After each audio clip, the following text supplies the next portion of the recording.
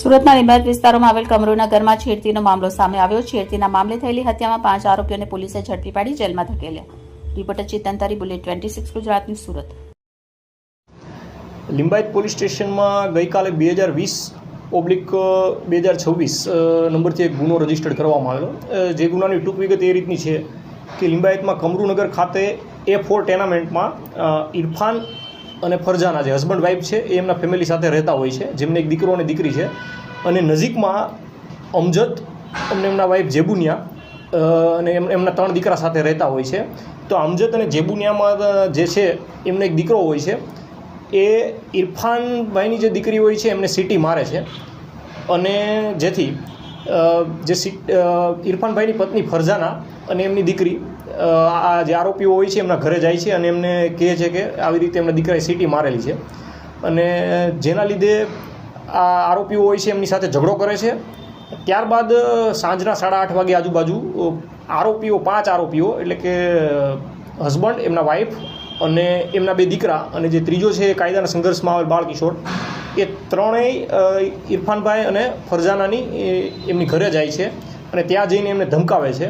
તે વખતે ઇરફાન જે હોય છે તે હાજર નથી હોતો, એટલે આ લોકો ડરી અને પાર્કિંગમાં ચાલ્યા જાય છે, જ્યાં ફરજાનાબેનના નણદોઈ ખાલિદભાઈ, એમના દીકરા ઇકબાલ અને ઇમરાન સાથે હાજર હોય છે.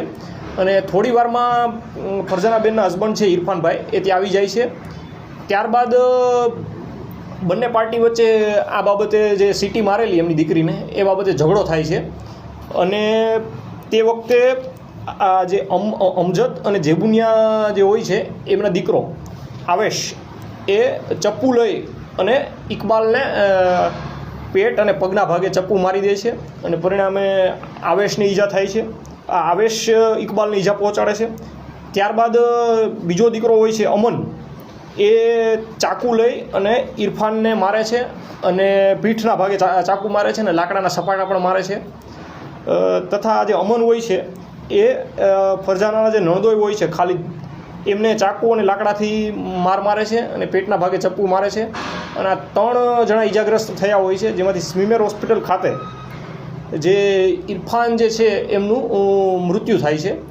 અને પોલીસ દ્વારા 4 આરોપી અમજદ, જેબુનિયા, આવેશ અને અમન ને હસ્તગત કરવામાં આવેલા છે.